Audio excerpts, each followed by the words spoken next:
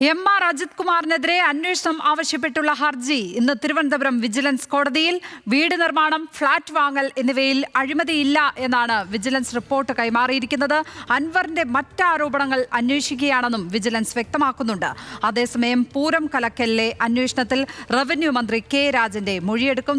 അന്വേഷണ സംഘം ആവശ്യപ്പെട്ടാൽ മൊഴി രേഖപ്പെടുത്താനുള്ള അവസരം കൊടുക്കുമെന്നും മന്ത്രി. പൂരവുമായി ബന്ധപ്പെട്ട കാര്യം ആവശ്യപ്പെട്ടാൽ പിന്നെ മൊഴി രേഖപ്പെടുത്താനുള്ള അവസരം കൊടുക്കും. അത് അന്വേഷണ ഏജൻസിക്ക് ആരെയും മൊഴി രേഖപ്പെടുത്താൻ അവസരം ഉണ്ടാകും.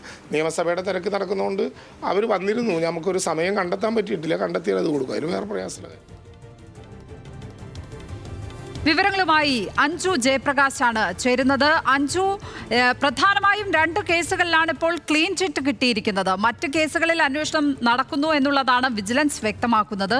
ഇപ്പോൾ ഇദ്ദേഹത്തിനെതിരെ അന്വേഷണം ആവശ്യപ്പെട്ട് ആരാണ് ഹർജി നൽകിയിരിക്കുന്നത്? എന്തൊക്കെയാണ് മറ്റു വിവരങ്ങൾ അഞ്ജു? ലക്ഷ്മി സൂചിപ്പിച്ചതുപോലെ ഈ വീട് നിർമ്മാണം, ഒപ്പം തന്നെ ഫ്ളാറ്റ് വാങ്ങൽ, ഇതുമായി ബന്ധപ്പെട്ട് അഴിമതി ഇല്ലെന്ന report vigilance director Yogesh Gupta സർക്കാരിന് കൈമാറിയിരിക്കുകയാണ്. എന്നാൽ ഈ മലപ്പുറം SP ആയിട്ടുള്ള സുജിത് ദാസ്, അദ്ദേഹവുമായി ബന്ധപ്പെടുത്തിക്കൊണ്ടുള്ള PV അൻവർ ഉന്നയിച്ച ആരോപണങ്ങളിൽ അന്വേഷണ റിപ്പോർട്ട് ഇതുവരെയും സമർപ്പിച്ചില്ല. ആ റിപ്പോർട്ട് വൈകുമെന്നാണ് നിലവിൽ അറിയാൻ സാധിച്ചത്. അതിനിടയിൽ തന്നെയാണ് ഇപ്പോൾ ഇന്ന് AD അജിത് കുമാറിനും ഒപ്പം തന്നെ മുഖ്യമന്ത്രിയുടെ പൊളിറ്റിക്കൽ സെക്രട്ടറി ആയിട്ടുള്ള P ശശിക്കുമെതിരെയുള്ള അന്വേഷണം നടത്തണമെന്ന് ആവശ്യപ്പെട്ടുള്ള ഹർജി തിരുവനന്തപുരം വിജിലൻസ് കോടതി പരിഗണിക്കുക.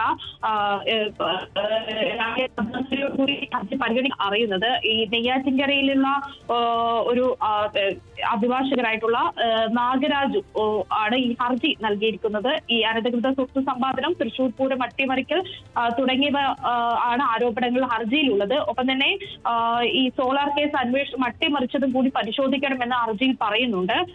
ഈ കാര്യങ്ങളാണ് ഇന്ന് കോടതി എന്തായാലും പരിശോധിക്കുക. ഈ കഴിഞ്ഞ മാസം, ഈ ഡിസംബർ മാസത്തിൽ ഹർജി പരിഗണിച്ചപ്പോൾ തന്നെ ഈ അന്വേഷണ പുരോഗതി അറിയിക്കാൻ വിജിലൻസ് സമയം ചോദിച്ചിട്ടുണ്ടായിരുന്നു. സമാനമായ ആരോപണങ്ങൾ അന്വേഷണം നടക്കുന്നതിൽ ആണ് കൂടുതൽ സമയം ആവശ്യപ്പെട്ടത് എന്ന് വിജിലൻസ് പറഞ്ഞിട്ടുണ്ടായിരുന്നു. അതിനിടയിലാണ് ഇന്നിപ്പോൾ ഈ കേസുമായി ബന്ധപ്പെട്ട ഹർജി വാദം തുടരുന്നത്. ഏതായാലും അജിത് കുമാറിനെതിരായ ആരോപണങ്ങൾ തെളിവുണ്ടോ എന്ന് ഹർജിക്കാരനോട് കോടതി കഴിഞ്ഞ തവണ ചോദിച്ചിട്ടുണ്ടായിരുന്നു. എന്നാൽ ഹർജിക്കാരൻ കോടതിയിൽ ഹാജരാക്കിയത് ഈ PV അൻവർ ഉയർത്തിയിട്ടുള്ള ആരോപണങ്ങളുടെ മാധ്യമങ്ങളിൽ വന്ന വീഡിയോ മാത്രമാണ്.